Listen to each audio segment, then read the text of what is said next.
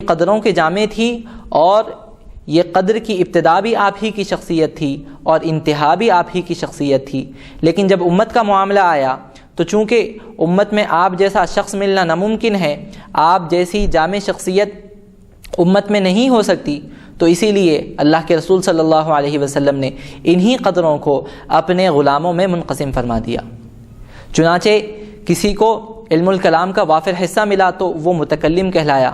کسی کو علم العقائد، علم الاحکام اور علم الفقہ کا نابغہ روزگار بنا دیا اور اس کے سپرد ان اقدار کی حفاظت کا ذمہ کر دیا تو وہ فقیہ اور مجتہد کہلائے، اور کسی کے سپرد احسان و اخلاص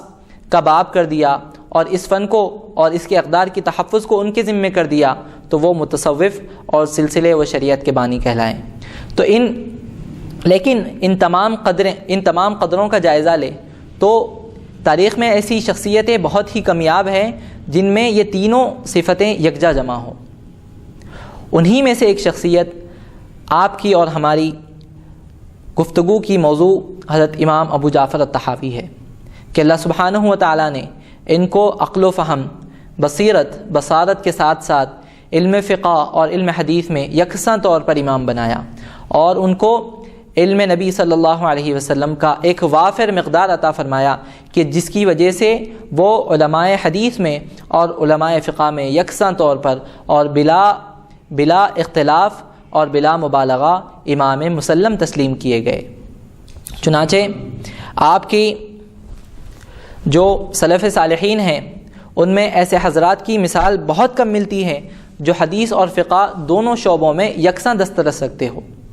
امام ابو جعفر طحاوی کی شخصیت انہی نابغہ روزگار شخصیت میں شمار ہوتی تھی کہ جن کو نہ صرف احادیث کا وافر حصہ ملا بلکہ ان احادیث سے استخراج مسائل کا جو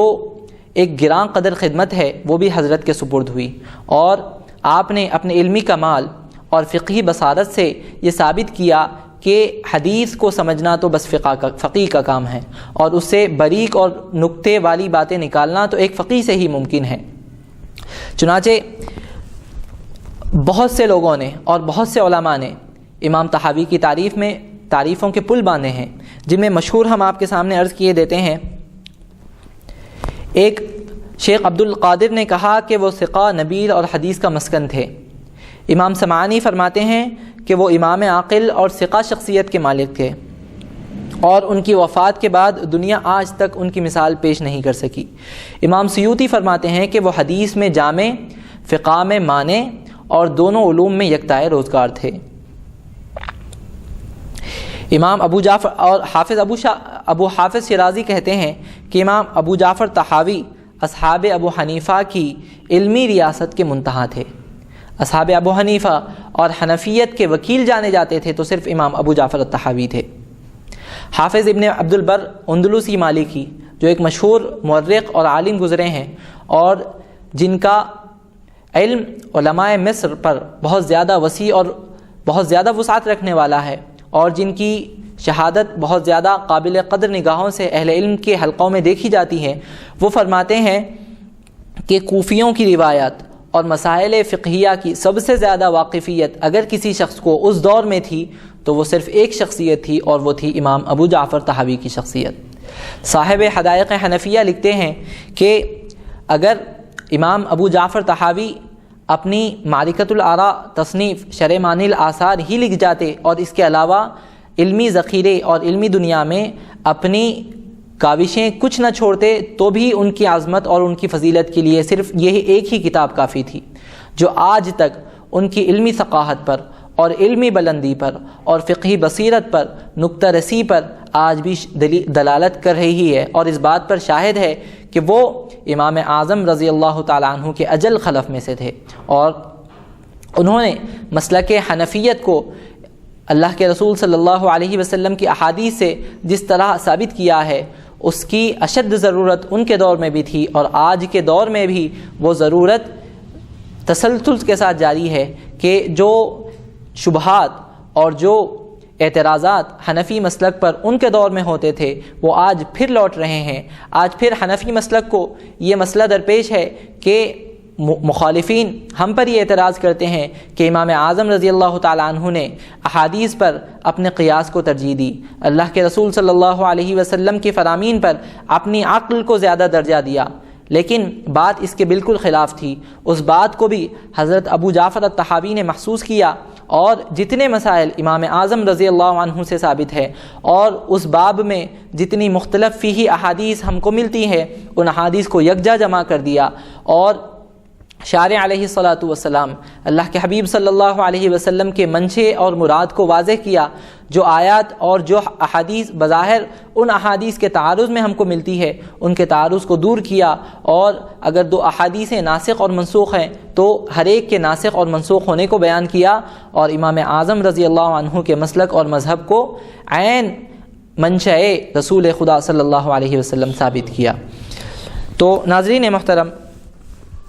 مختصراً حضرت قبلہ کی سوانح حیات آپ کے پیش نظر ہے۔ آپ کا نام نامی ابو جعفر احمد بن محمد بن سلامہ بن عبد الملک بن سلمہ بن سلیم بن خباب الازدی المصری الطحاوی الحنفی ہے، اور آپ چونکہ مصر کے رہنے والے تھے اور دریائے نیل کے کنارے ایک طحا مقام ہے، اسی کی طرف، اور وہیں پر آپ رہتے تھے، وہیں پر مقیم تھے، اسی لیے اس کی جانب نسبت کرتے ہوئے آپ کا نام طحاوی سے مشہور ہوا۔ اور حافظ ابن حجر عسقلانی اور دوسرے ائمہ اکرام آپ کی سن ولادت 239 کو ترجیح دیتے ہیں، اور بعض علماء نے 237 بھی ذکر کیا ہے، لیکن ابن حجر عسقلانی ہو یا پھر شاہ عبد العزیز محدث دہلوی ہے، انہوں نے 239 والی روایت کو ترجیح دی ہے، لیکن اس کے خلاف امام ذہبی نے 237 والی روایت کو ترجیح دی ہے۔ اساتذہ کی اگر آپ بات کریں تو امام طحاوی نے جو ان کے اجل صحابہ تھے، ان کے دور میں جو اجل علماء کرام تھے، ان سے زانوہ تلمس طے کیا، اور جہاں جہاں کہیں ان سے ممکن ہو سکا وہاں وہاں نامور اساتذہ سے علم حدیث اور علم فقہ کو حاصل کیا، لیکن ان کی تربیت میں ان کے ماموں ابو ابراہیم المزنی کا خاص دخل ہے۔ ابو ابراہیم المزنی اپنے دور کے بہت بڑے عالم تھے، اور فقہ شافعی میں ان کو بڑی بصیرت حاصل تھی، لیکن روایت میں آتا ہے کہ ان کے مکتبے میں علماء احناف کی کتابیں بھی بہت تھیں، جن کو کہ امام ابو جعفر طحاوی کو پڑھنے کا اتفاق ہوتا رہتا، اور ان کی طبیعت فطرتاً احناف کی طرف اور حنفیت کی طرف شروع سے مائل تھی، چنانچہ وہ خود فرماتے ہیں کہ جو احناف کی دلائل تھے ان کو میں شوافع اور دوسرے مسالک کی بنسبت مضبوط پاتا، اور اللہ کے رسول صلی اللہ علیہ وسلم کی احادیث سے قریب ترین موافقت ان اقوال کی ہوتی، تو شروع سے طبیعت میں میلان تھا کہ حضرت امام اعظم رضی اللہ عنہ کی مسلک کی طرف ان کا رجحان اور میلان تھا۔ لیکن ابتداءً یہ شافعی تھے، چونکہ اپنے ماموں کا اثر تھا اور تعلیم و تربیت بھی شوافع ماحول میں ہوئی، ان کے مسلک چینج کرنے کے بارے میں یا تبدیل کرنے کے بارے میں مختلف روایتیں ہیں۔ بنیادی طور پر 3 روایتیں ہم کو ملتی ہیں۔ پہلی روایت تو یہ ہے کہ بیان یہ کیا جاتا ہے کہ وکانہ اولاً شافعیاً، مورخین اور مصنفین جب امام ابو جعفر طحاوی کے حالات بیان کرتے ہیں تو وہ فرماتے ہیں کہ امام ابو جعفر طحاوی اولاً تو شافعی تھے، اور ان کا حال یہ تھا کہ وہ حضرت امام مزنی علیہ الرحمۃ والرضوان کی بارگاہ میں پڑھتے تھے، ان سے شاگردی حاصل تھی اور ان کے بھانجے بھی ہوتے تھے۔ ایک دن یہ ہوا کہ امام مزنی ان پر کسی مسئلے پر غضبناک ہو گئے اور ان سے یہ کہہ گئے کہ اللہ کی قسم تم سے کچھ نہ ہوگا، تم کچھ نہ کر پاؤ گے اپنی زندگی میں۔ بس یہ سننا تھا کہ امام ابو جعفر طحاوی غصے میں آ گئے، وانتقل من ابی عمران، اور جا کر ابو عمران الحنفی کی بارگاہ میں اور ان کی شاگردی میں منسلک ہو گئے۔ یہ ایک روایت ہے، لیکن اگر دیکھا جائے تو کوئی بھی طالب علم ہو، اور خاص طور پر امام ابو جعفر الطحاوی جیسا زیرک طالب علم، وہ صرف استاد کی اتنی سی غضبناکی پر یا غصے پر اپنے مسلک کو تبدیل تو نہیں کر سکتا۔ اس سلسلے میں دوسری روایت جو ملتی ہے وہ یہ ہے کہ ان الطحاوی کان شافعی المذہب، کہ امام طحاوی پہل تو شافعی المذہب تھے، شافعی مسلک ان کا تھا، لیکن ایک دن ایسا ہوا کہ وہ اپنے ماموں کے پاس مسائل پر گفتگو فرما رہے تھے۔ دوران گفتگو یہ مسئلہ آیا کہ اگر کوئی حاملہ مر جائے اور اس کے بطن میں لڑکا ہو تو وہ لڑکے کو نکالا نہیں جائے گا خلاف امام ابو حنیفہ کے. یعنی مسلک حنفیت میں یہ تھا کہ اگر کوئی حاملہ انتقال کر جاتی ہو اور اس کے حمل میں بچہ زندہ ہو تو اس کو چیر کر نکالا جائے گا. دوسرے ائمہ فرماتے ہیں کہ اس کو ویسے ہی دفن کر دیا جائے گا. اور حال یہ تھا، روایت میں یہ آتا ہے کہ امام ابو جعفر الطحاوی کی ولادت بھی ویسے ہی ہوئی. چنانچہ انہوں نے جب یہ سنا تو وہ کہنے لگے کہ میں اس شخص کے مذہب پر کیسے راضی ہوں جو میرے قتل پر راضی ہو. یہ کہا اور حنفیت کو اختیار کیا اور شافعیت مسلک کو ترک کر دیا. یہ ان کے انتقال مذہب کے بارے میں چند روایات ملتی ہیں. علاوہ ازیں اگر اس کے بعد یہ ہوا کہ حضرت اپنے ماموں کی طرف سے منتقل ہو کر مصر منتقل ہو گئے، وہاں پر قاہرہ میں جو اس وقت کے قاضی القضات تھے ابی عمران الحنفی، یہ شاگرد تھے امام ابو یوسف کے، وہ شاگرد ہیں امام اعظم رضی اللہ تعالیٰ عنہ کے. تو وہ اپنے وقت میں بہت بڑے عالم اور فقہ حنفی کا مرجع اور منبع تھے.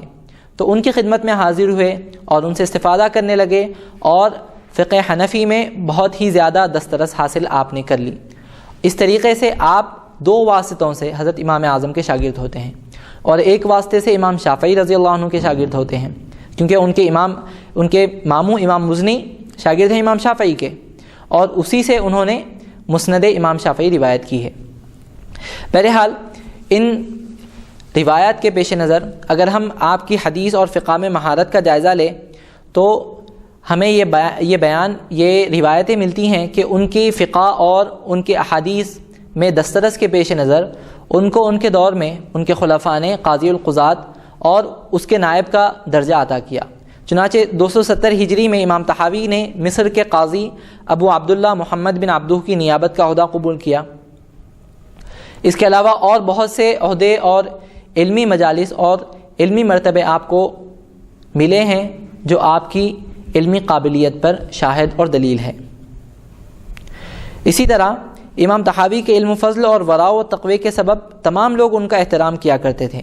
اکابر سلطنت اور اعاظم ملت سب کے دلوں میں ان کی عقیدت اور عظمت جاگزیں تھی.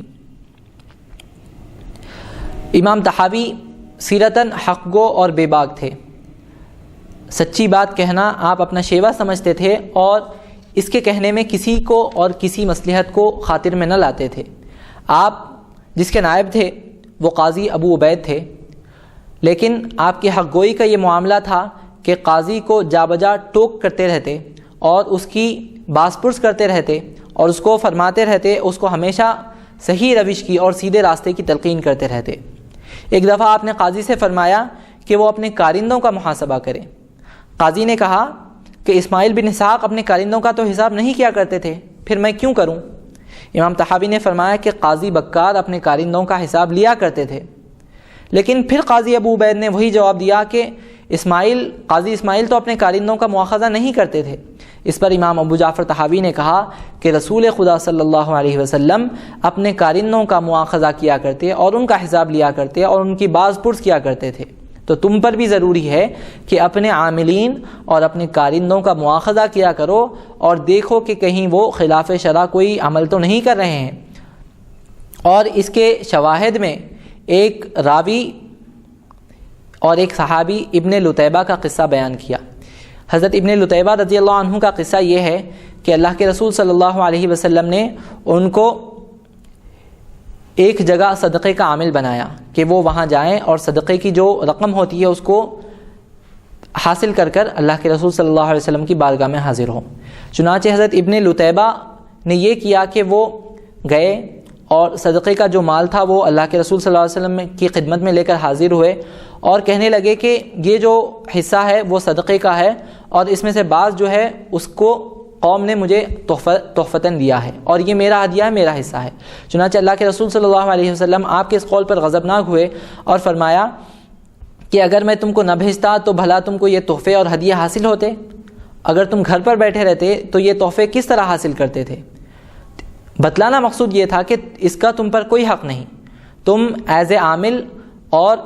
ایک کارندے بن کر گئے ہو تو تمہارا کام صرف اتنا ہے کہ صدقے کی جو رقوم ہے ان کو حاصل کرو اور خلیفہ وقت اور سلطان کی بارگاہ میں پیش کر دو، اور تحفے اور تحائف لینے کا تم کا کوئی حق نہیں۔ تو اس حدیث کو امام ابو جعفر طحاوی نے قاضی ابو عبید کے روبرو پیش کیا اور یہ استدلال کیا کہ چونکہ نبی پاک صلی اللہ علیہ وسلم اپنے عاملوں کا محاسبہ کیا کرتے تھے، اسی لیے تم پر بھی ضروری ہے کہ تم بھی اپنے عاملوں کا محاسبہ اور ان کی دسترس کیا کرو، باز پرس کیا کرو، اور دیکھو کہ کہیں وہ خلاف شرع کوئی عمل نہ کر رہے ہو، کہیں رعایا ان کے ظلم سے پریشان نہ ہو رہی ہو۔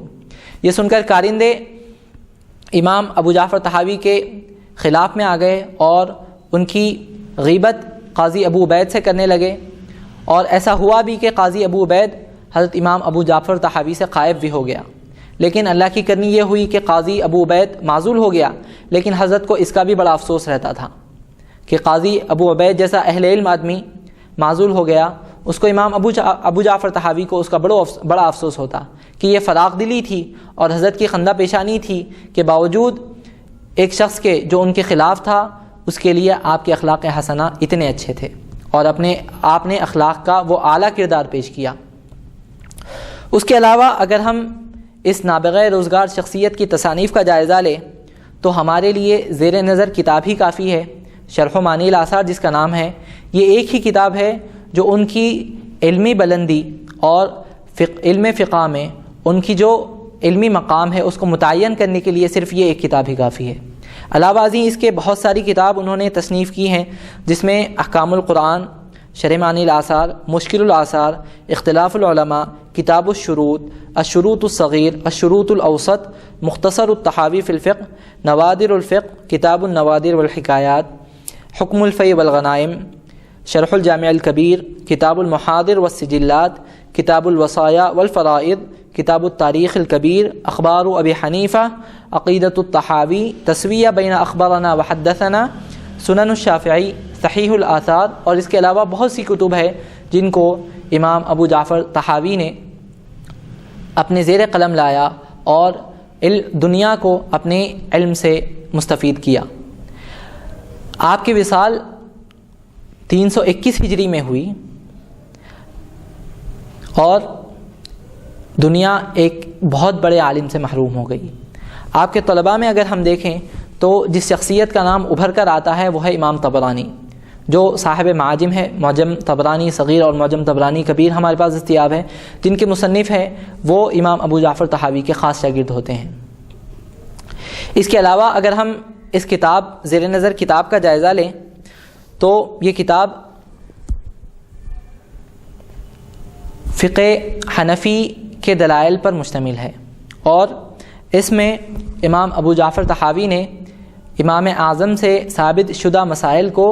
احادیث نبویہ علیہ الصلاۃ والسلام کی روشنی میں بیان فرمایا ہے۔ انشاءاللہ اس کتاب کا تجزیہ اور اس کتاب کی تالیف اور اس کا اسلوب ہم اپنی آئندہ نشست میں کریں گے۔ اللہ سبحانہ و تعالیٰ سے دعا ہے کہ اللہ سبحانہ و تعالیٰ ہمارے اس عمل کو قبول فرمائے، اور اللہ سبحانہ و تعالیٰ امام اعظم اور تمام علماء امت کے علم سے ہم کو مستفید ہونے اور ان سے کامل طور پر استفادہ کرنے اور اس پر عمل کرنے کی توفیق عطا فرمائے۔ وما علینا الا البلاغ المبین۔ والسلام علیکم ورحمۃ اللہ وبرکاتہ۔